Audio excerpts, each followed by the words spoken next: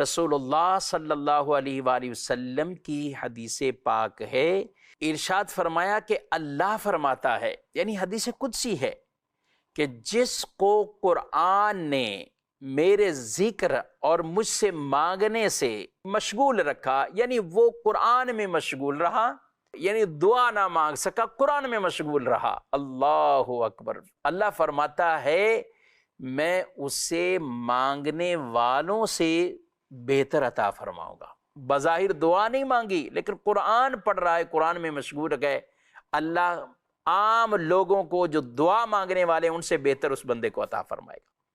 دعا بھی عبادت ہے، ذکر کرنا یہ بھی عبادت ہے، مگر قرآن میں اپنی مشغولیت اللہ بن مانگے دعائیں قبول فرماتا ہے۔ اور اس لیے فرمایا کلام اللہ کی فضیلت دوسرے کلاموں پر وہ ایسے ہی ہے، اللہ فرماتا ہے جیسے اللہ کی فضیلت مخلوق پر ہے۔ رب تبارک و تعالی خالق و مالک، یعنی یوں فضیلت کے اعتبار سے دیکھیں، وہ رب ہے، مالک ہے، خالق ہے، وہ پیدا فرمانے والا ہے، وہ کسی کا محتاج نہیں، پوری کائنات سب لوگ اسی کے محتاج ہیں۔ تو رب تعالیٰ کی فضیلت جیسے مخلوق پر ہے، فرمایا کلام اللہ کی فضیلت ایسے دوسرے کلاموں پر ہے۔